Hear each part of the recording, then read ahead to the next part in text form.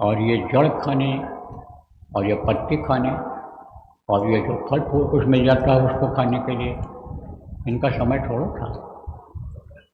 तो उन्होंने भी यही बात कही थी कि कर्म गति टारे ना ही टरे, कर्मों की सज़ा मिलती है, कर्म भोग रहे। अब आप ये समझो कौन सा कर्म भोगा हूँ, कौन सी तकलीफ झेला, उस तकलीफ ऐसी रही होगी वो उसको झेला होगा, या आने वाले लोगों के कर्मों को लेकर के पहले ही यानी झेल लिया उन्होंने उस तकलीफ। तो मैं अब आपको बताऊं कि बच्चों और बच्चियों कि शिक्षा क्या दिया था सती अनसुईया ने, सीता माता को क्या शिक्षा दिया था कि देखना सत्य पर रहना, और पति की तो सेवा करती रहेगी तो तेरा कोई बाल नहीं बाका कर पाएगा, और तू अपने सतीत्व की रक्षा करना, पति के पैर के अलावा और किसी की तरफ देखना भी नहीं। इसको तू गांठ बांध ले मेरी बेटी, यह शिक्षा दिया था। और सीता जी ने उसी को गांठ बांध लिया, और उस बात पर उन्होंने ध्यान नहीं दिया जो सती अनसुईया ने शिक्षा दिया था कि बड़ी होशियारी से रहना है। कारण क्या है उसका? परिपक्वता नहीं थी। परिपक्वता किसको कहते हैं? अनुभव नहीं था।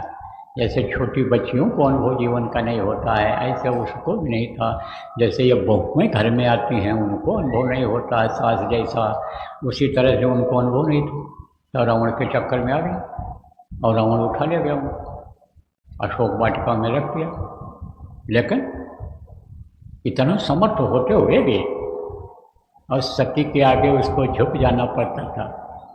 सतीत्व पर अगर उसके आप पे समझो कि हाथ डाल देता सतीत्व भंग शील भंग करने के लिए, अगर वो हाथ डाल देता तो वो 4 वेद 6 शास्त्र 18 पुराण का ज्ञान वो सब खत्म हो जाता, उस शरीर नष्ट हो जाता, पहले ही उसी समय नष्ट हो जाता। इस चीज़ को अपने ज्ञान के द्वारा, अपनी विद्या के द्वारा वो जानता था, इसीलिए इनसे छेड़छाड़ नहीं किया। इनको मनाने की कोशिश करता था कि किसी भी तरह से यह मान जाएं। तो क्या कहता था? एक बार बिलो के मुँह ओढ़ा। अब देखो बच्चे और बच्चियों इस बात को समझो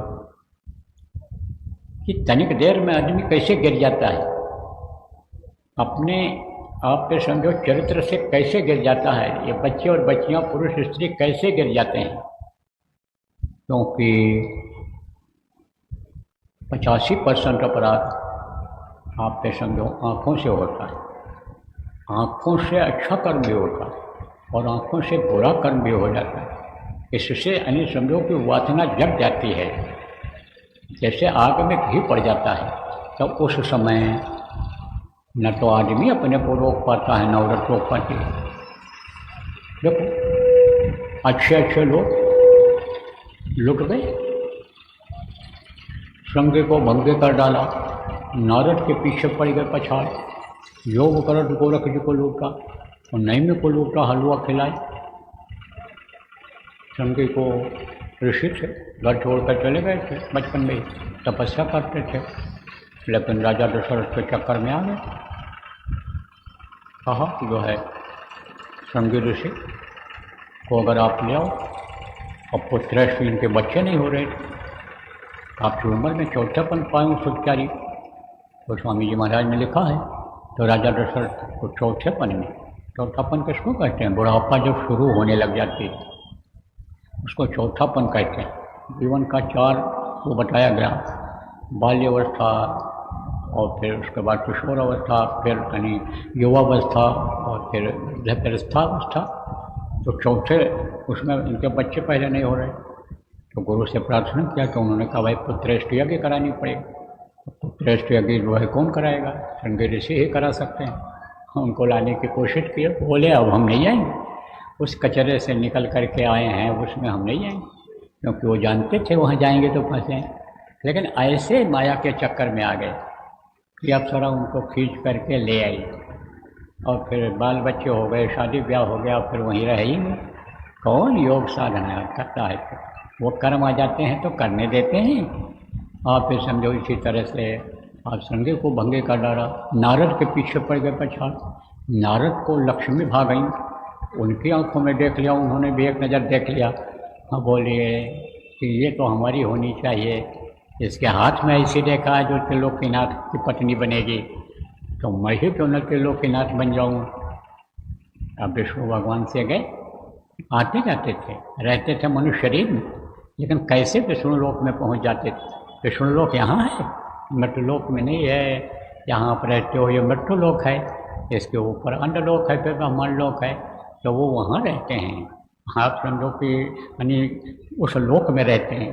तो यहाँ से तब तक की दूरी, यहाँ से दूरी बहुत ज़्यादा है, और बहुत लोग पढ़ते हैं, 33 करोड़ दुर्गा, 10 करोड़ शंभु, आप समझो इनके लोग हैं। अन्य लोग ये भूत प्रेत पिशाच जिन, ये सब तमाम कैटेगरी बनी हुई है, इनके सब ये लोग हैं। यमराज के लोग हैं, ये समझो ये सब लोग हैं। तो उन लोगों में जाते आते जाते रहते थे, बट लोग का समाचार देते थे, उनसे पूछ करके आते थे, यहाँ बताते थे। समझा कैसे जाते थे? यही साधना प्रेमियों जो आपको बताई गई, वही साधना के द्वारा जाते थे, दृष्टि की साधना से। आप ये समझो प्रेमियों जो नए आए हो, आपको बताया जाएगा, कल गुरु महाराज की दया रहेगी तो उसके द्वारा वो जाया करते थे। तो अब आप ये समझो प्रेमियों कि विष्णु के पास पहुँचे। अब विष्णु के पास जब पहुँचे तो मांग बैठे कि आप अपना रूप हमको दे दो। मांग बैठे तो उन्होंने सोचा कि भाई हमारा भगत है, प्रेमी है, ये फंस जाएगा, माया के चक्कर में आ जाएगा। तो बंदर का मुँह हो गया था। और वहाँ स्वयंवर में जब गए थे तो पागल जैसे हो गए, जब लक्ष्मी ने इनकी तरफ देखा भी नहीं, दौड़ दौड़ कर कैसे जाएं। एक बार जैसे नज़र मिल गई थी, ऐसे फिर नज़र मिल जाए हमारी तरफ, आकर्षित हो जाए वो, लेकिन कहाँ। फिर डांट लगाई थी उसने, तुम वो नहीं देखता है अपना, तो आया मेरे पास। गए जब पानी में अपना मुंह देखा, शीशा में अपना मुंह देखा, तब वो जो बल्कि उनको श्राप करके बैठे थे, लंबी कथा हो जाएगी। तो अब आप ये समझो प्रेमियों, नारद के पीछे पड़ गए पछाड़, योग करत गोरख जी को लूटा, और नैमी को लूटा, हलवा खिलाए। ऐसे गुरु गोरखनाथ जी फंस गए थे। उनको मनुष्य शरीर में जा कर के और गृहस्थ आश्रम का अनुभव करना पड़ा था। वो भी कथा लंबी हो जाएगी, पहले सुनाया भी गया आप लोगों को जो पुराने लोग हो। और नैमी ऋषि को तो नकेल डाल करके ही ले गई थी इंद्र के आदेश से, क्योंकि साधना बहुत बढ़ रही थी, तो उन्होंने भेजा था इनको। लेकिन गोस्वामी जी महाराज ने लिखा ना कि को अस जगत पे मल बैरागा और नारी नयन सर काहे न लगा। इन बातों पर रामायण पढ़ने वालों को ध्यान देना चाहिए कि कोई भी चीज़ उन्होंने ऐसी नहीं छोड़ी जो मनुष्य के जीवन में काम न आने वाली हो उसमें। और आत्मा जो मनुष्य शरीर को चलाती है, मरने के बाद उसके काम न आने वाली चीज़ हो, ये कुछ नहीं छोड़ा, सब लिख दिया है। लेकिन संत के न मिलने की वजह से, सत्संग न मिलने की वजह से उसको लोग समझ नहीं पाते हैं और बस पाठ करते चले जाते हैं। समझने की ज़रूरत है, अब उस पर चलने की ज़रूरत है। तब उन्होंने कहा कौन ऐसा है कि औरत के नाकों से आंखें मिल गईं, तो आप ये समझो कि वो बच पाया, उनसे नहीं बच पाया, वो गिर ही जाता है। अब आप ये समझो प्रेमियों कि साधना खत्म हो गई। किसकी खत्म हो गई? पाराशर की। पाराशर का ज्ञान सब खत्म हो गया। विश्वामित्र की 60,000 वर्ष की तपस्या खत्म हो गई, माया के चक्कर में आ गए, औरत के चक्कर में आ गए। एक सत्संगी अभी भी मौजूद हैं, बहुत अच्छे साधक थे, लेकिन उन्होंने कहा कि एक सुंदर लड़की थी और उसकी आंखों से आंखें मिल गईं। बार बार मन कहने लग गया इसी को देखूं, बार बार सामने आने लग गई। तो आप ये समझो कि बस चढ़ गई वासना, एक दिन अपने को नहीं रोक पाया और रोते थे कि आंसू निकलता था। वो ये सारी दौलत जो मरने के बाद काम आने वाली थी वो हमारी चली गई। सब कुछ चला जाता, यहाँ का धन दौलत मकान सब कुछ चला जाता, जो कुछ भी हमारे पास है सब चला जाता, लेकिन वो चीज़ न जाती, लेकिन वो चली गई। अब बच्चों आप कहोगे कि मैं नहीं चूकूँगी। अरे रामायण की बात चल रही है, आपको याद दिलाऊं कि अहिल्या कौन थी? इंद्र के चक्कर में ही तो आ गई थी, और गौतम ऋषि का श्राप उसको झेलना पड़ा। हाँ, फिर समझो हजारों वर्ष तक उसको पत्थर बन करके रहना पड़ा। सतयुग का समय था, सतयुग का वो समय बीता जो बचा था, और समझो कि त्रेता का भी कुछ समय बीता। जब राम पैदा हुए और बड़े हुए, उसके बाद जब वो गए थे उधर, आप कहाँ गए थे, जनकपुर जब जा रहे थे गुरु के साथ, तब उन्होंने उसका उद्धार किया था। उसको मनुष्य फिर से बनाया था। एक बार उसको भजन करने का, पूजा करने का फिर मौका मिला। कितने दिनों तक वो पत्थर हो गई इतनी सी चूक के लिए। ऐसे ही बच्चियों, आपको समझना चाहिए कि ये गलती न बनने पावे। अब ऐसा भी हमको मिला जो कि मन ही नहीं मानता है, बगैर बात किए मन ही नहीं मानता है। जवान लोग सब कह डालते हैं हमसे, तो अब हम क्या करें। लड़कियां भी यही बोलती हैं कि एक बार देख लिया तो बार बार देखने की इच्छा होती, और वही इच्छा जो है उसके करीब ले आती है। तो हमने कहा तो तुम देखती क्यों हो, भूल जाओ उसको। जो प्यार से उसको देखती हो, जिस प्यार से उससे बात करती हो, उसी तरह से प्यार उससे करो, प्रभु से करो। तो जैसे कहते हैं हंसब ठठा फुलाई गालो, और एक साथ दोनों हुए भुआ लो। हंसो भी ठट्ठा के और गाल भी फुला लो, तो दोनों काम एक साथ कैसे हो सकता है। कहते हैं एक म्यान में दो तलवार नहीं रखी जा सकती है। ऐसे ही ये दोनों फिर नहीं रह पाएंगे। जैसे रजनी और रवि, चंद्रमा और सूरज, ये दोनों इकट्ठा रहते हैं। जमीन और आसमान ये दोनों इकट्ठा होते हैं, नहीं होते हैं। तो कम से कम एक को पकड़ो, उसको याद करो। क्यों देखती हो पुरुष की तरफ। यही बच्चों की और देखने के, बच्चों को भी अब ज़रूरत है, सत्संगियों को, भजनानंदी बच्चों को, नामदानी बच्चों को, शाकाहारी बच्चों को या धर्म प्रेमी बच्चों को, तो उनसे बचे रहो। तो मैं आपको बता रहा था प्रेमियों, सीता माता की कहानी कि देखते तो थी उसकी तरफ। जब वो कहता था एक बार मेरी तरफ देख लो, और कोई सवाल करता था वो तो उसका जवाब भी देती थी। देखो, देखने से उतनी बात नहीं बढ़ती है, खाली लगाव बढ़ जाता है, तार उधर से जुड़ जाता है। लेकिन जब बातचीत होने लग जाती है तब समझ लो कि आग में घी पड़ जाता है। तो ऐसे ही बहुत होशियार था वो। अरे यही सब पाप तो उसको लेकर डूब गया। मांस खाता था, शराब पीता था, बुद्धि खराब हो जाती थी उसकी, और उसी की वजह से वो व्यभिचार की आदत डाल दिया था। उसी की वजह से वो आदत डाल दिया। पुलस्त ऋषि का नाती था। तो एक बार पुलस्त ऋषि को निमंत्रण दिया, कहा आप हमारे यहाँ आइए। आना नहीं चाहते थे, लेकिन बहुत कहा, तब कहा चलो देखें। आया तो सब दिखाया कि हमारे सोने के लंका है, और देखो यहाँ हमारा सोने का है, और यहाँ हमारा इंसाफ करने का ये हमारी गद्दी है, यहाँ बैठ करके हम न्याय करते हैं, व्यवस्था देखते हैं राज्य की, और ये हमारी रसोई है, और यह हमारी जो गौशाला है, ये हमारी यज्ञशाला है। सब देखा उन्होंने। तो कहा कि बाबा जी, पितामह जी, आप ये बताइए कि कोई कमी लग रही है आपको इसमें, यहाँ आपको कोई चीज़ अच्छी नहीं लगी। बोले हाँ। कहा तेरे पास भोजशाला है, तेरे पास गौशाला है, तेरे पास यज्ञशाला है, लेकिन तेरी चरित्रशाला कहाँ है। चरित्र तो है ही नहीं तेरे अंदर, चरित्रशाला कहाँ है तेरी। और यही चरित्र तेरे को तेरा विनाश कर देगी। और क्या करके चले गए। बोले अब भी समझ जा। कितना समझाया विभीषण कि सीता माता को आप भाई इज्जत पहुंचा दो, उनको वापस कर दो। लेकिन वही जो चरित्रशाला उसकी चली गई थी, चरित्र गिर गया था, वही नहीं जाने दिया। तो बात करता था, तो बात का जवाब देती थी, लेकिन तिरंधर ओट कहीं बैठे हैं, तिनका रख करके इसे आँखों के सामने से, और फिर उसकी आँखों में देखती थी। जब बराबर नज़र से नज़र नहीं मिलती थी तो खंडित हो जाती थी। जैसे चश्मा, आप ये देखो, चश्मा लगाओ और चश्मा में बीच में दाग हो या कहीं भी कोई काला पीला निशान बना हो, तो पूरी चीज़ उससे साफ कहाँ दिखाई पड़ेगी। ऐसे ही तिरंधर ओट कहीं भी नहीं, तिनका धर करके वो यानी समझो की बात करती थी। तो प्रेमियों, सत्य जा रहा, जब सत्य चला गया, सत्य से लोग दूर हो गए, तो सत्य का आनंद से दूर हो गए, प्रभु से दूर हो गए। लेकिन प्रभु कहीं गया है? प्रभु तो आपके साथ है, मुझको कहाँ ढूंढो बंदे, मैं तो तेरे पास में, लेकिन दिख नहीं रहा, मिल नहीं रहा है।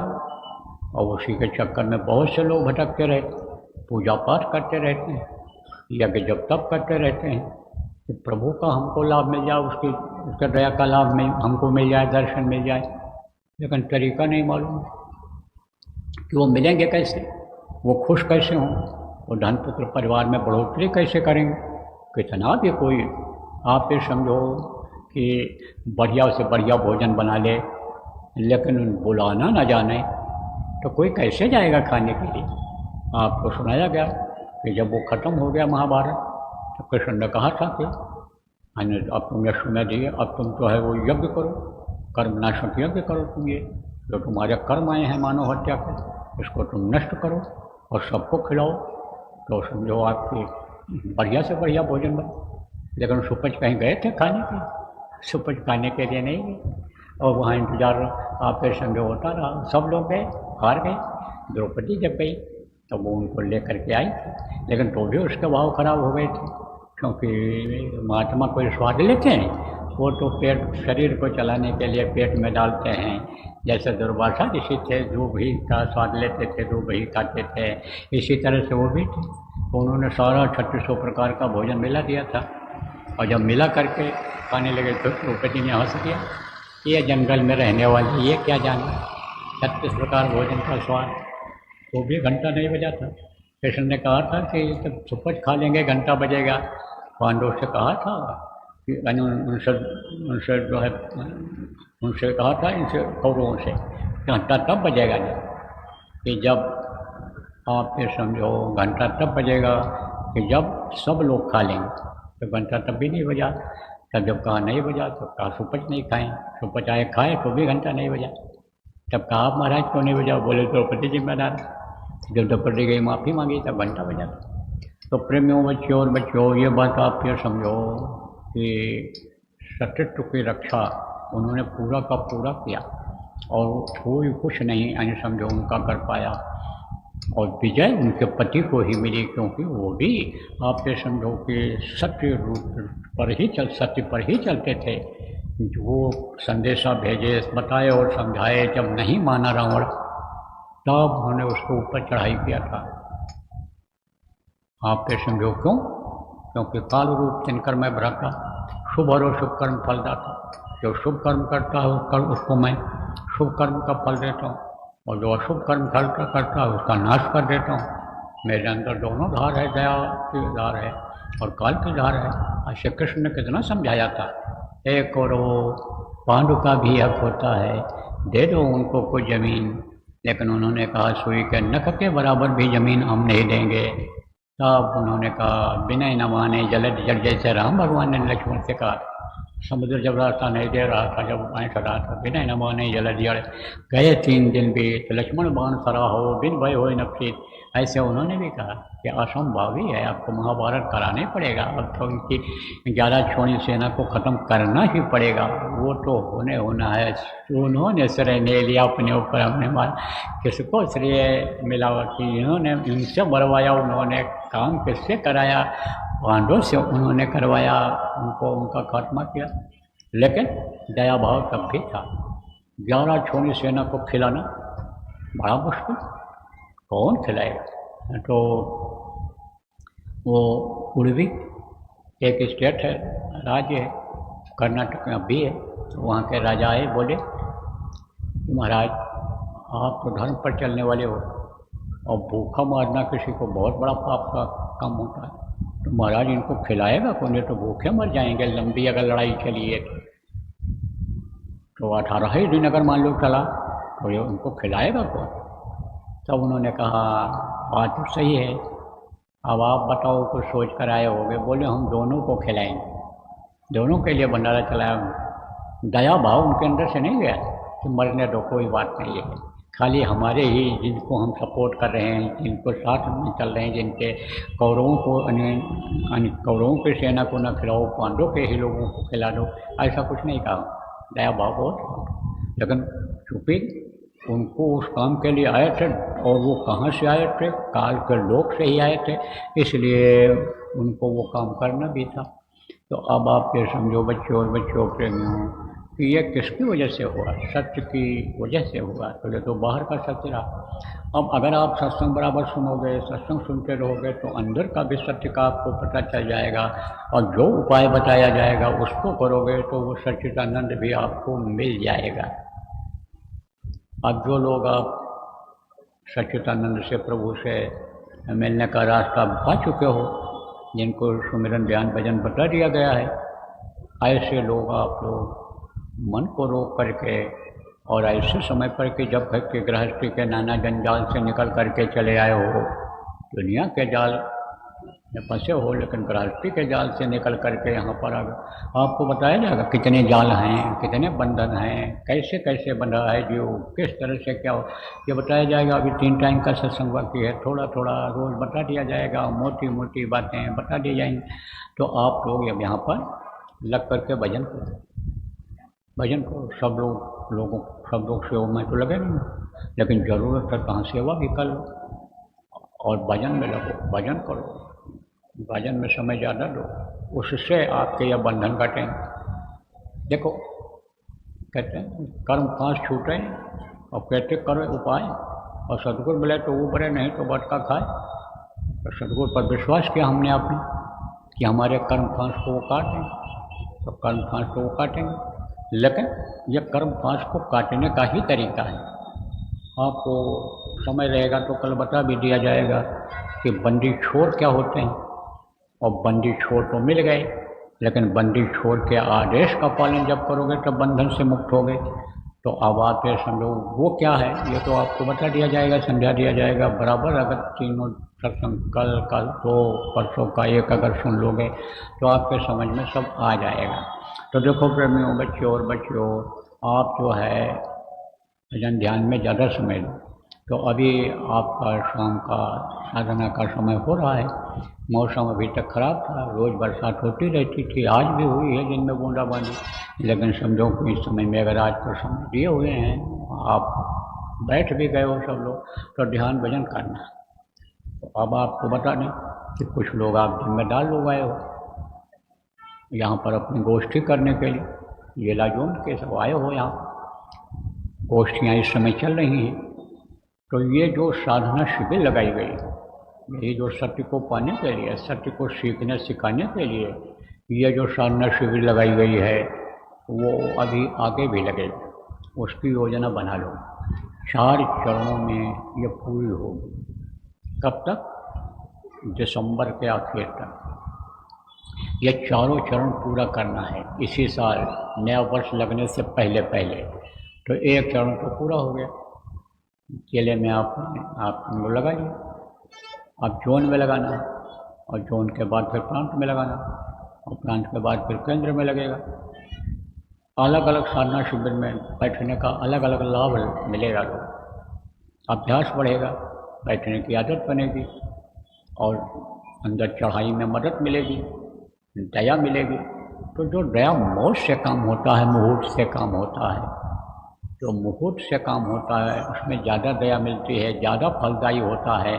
कि जैसे देखो ये श्रावण पूर्णिमा के दिन ही समझो कि रक्षा बांधा जाता है, उसका मुहूर्त होता है, इतने समय से इतने समय तक हाथ में बांधोगे, और वेद मंत्र पढ़ करके जब बांधा जाएगा तो वही धागा रक्षा करेगा। जैसे कई लोगों पर रक्षा किया उसी समय पर जब बांधा था हाथ में।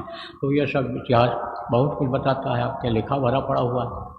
तो जैसे ये समय होता है, ऐसे साधना का भी समय है, साधना शिविर का भी समय।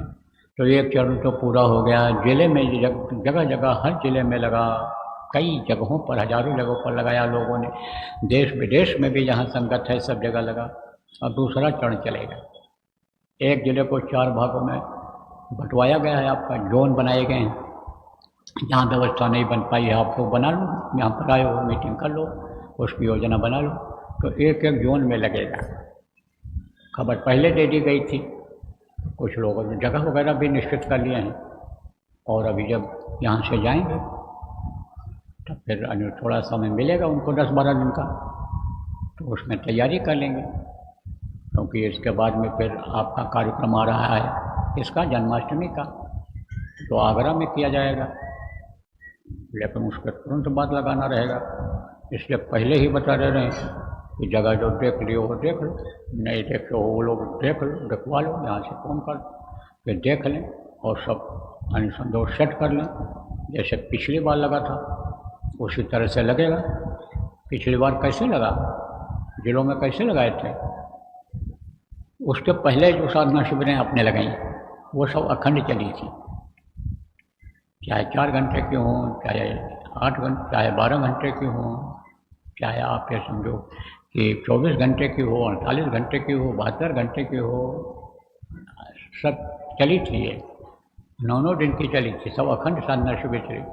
और ये शिविर जो हुई है और आगे भी जो शिविर अभी लगेगी, कब लगेगी? अगले महीने में 8 तारीख को लगेगी। तारीख भी नोट कर लो आप, 8 सितंबर। पिछली भी आपकी 8 को लगी थी और 21 को ख़त्म हुई थी। ऐसे ये भी समय आपको बता दिया जाएगा, मालूम पड़ जाएगा। समय तो आपको थोड़ा पहले बता दिया जाएगा तो भी चलेगा।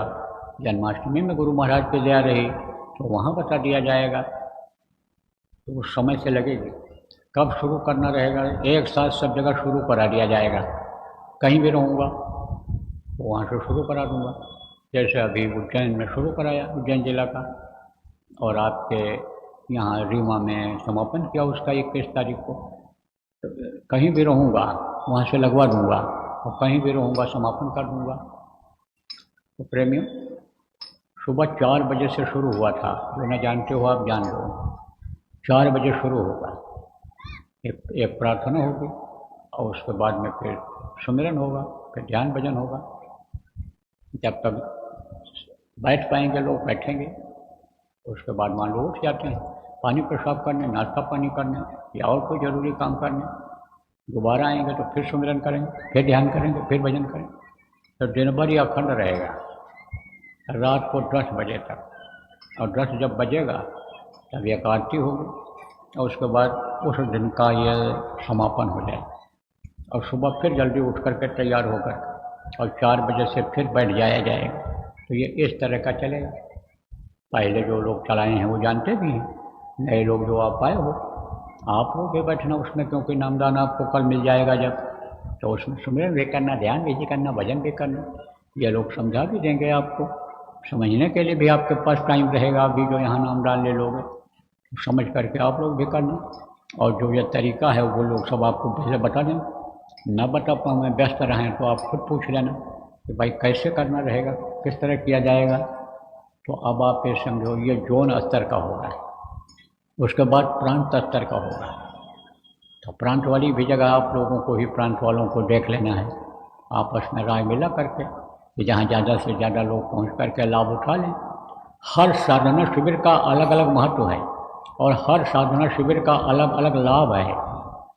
और चौथी साधना शिविर जो लगेगी, कितने दिन की होगी, कहाँ लगेगी, क्या होगा, वो आपको जब नज़दीक आएगा तब बता दिया जाएगा। लेकिन ये साधना शिविर जो लगेगी अभी प्रांत स्तर की और जोन स्तर की जो ये लगेगी, ये पीछे के हिसाब से ही लगेगी 13 दिन की। यह सब 13 दिन की रहेंगी। और जो चौथी होगी उसको बता दिया जाएगा कितने दिन की होगी। और यहाँ पर लगेगी साधना शिविर, उसमें जो लोग पहुँचेंगे उसमें पूरे केंद्र की लगेगी, तो पूरे देश विदेश के लोग जो आना चाहेंगे, विदेशों से भी वो लोग आज पहुँचेंगे। उसमें तो दया की बरसात का अनुभव करेंगे लोग। वो तो देखेंगे कि जो चीज़ अभी भी नहीं मिला, अभ्यास करते रहे, उस साधना शिविर में गुरु महाराज की दया से गुरु महाराज देंगे, यह हमको विश्वास है। तो प्रेमियों, एक ये अभियान आपको चलाना है। दूसरा और भी जो चल रहा है, जैसे संगत का साप्ताहिक सत्संग है, ध्यान भजन केंद्र है, या और जो आप काम करते हो वो सब आपका चलता रहे। तो देखो ध्यान भजन का समय निकला जा रहा है, इसलिए अब आप सब लोग पहले तो ध्यान पर बैठो, कपड़ा डालो, एकांत बनाओ, पहले ध्यान पर बैठो, कुछ समय तक ध्यान पर बैठो और उसके बाद में फिर भजन पर बैठ जाना। जब समय पूरा हो जाएगा, आवाज़ लगेगी, तब आप आँख और कान खोल दें। और फिर प्रार्थना बोल कर आज का ये कार्यक्रम समाप्त कर दिया जाए। और फिर सुबह घंटी बजेगी, 4:30 बजे बजेगी, तो उठ करके आप तैयार होकर और 5 बजे तक आ जाना। अगर मौसम सही रहता है तो, क्योंकि 5 बजे से उजाला होने लगता है। या अगर आपके समझो अंधेरा रहे, आपको टट्टी पेशाब में जाने में दिक्कत आवे, क्योंकि आदमियों की संख्या बहुत हो गई, तो थोड़ा देर से भी घंटी बजा सकते हो। घंटी बजाने के बाद आपको आधा घंटा समय मिलेगा और आधा घंटे के अंदर आप आ जाना, और मैं भी आ जाऊँगा, मैं भी आपके साथ करूँगा और फिर आपको सुनाऊँगा, सत्संग सुनाऊँगा, सत्संग के बारे में बताऊँगा, आत्मा परमात्मा के बारे में बताऊँगा, खान पान के बारे में बताऊँगा, बंधन बंधन से रक्षा कैसे होगी, ये सब आपको सुनाया बताया जाएगा थोड़ा थोड़ा करके 3 दिनों में। तो बोलो जय गुरुदेव। अब बैठ जाओ, पहले ध्यान पर बैठो और उसके बाद फिर भजन।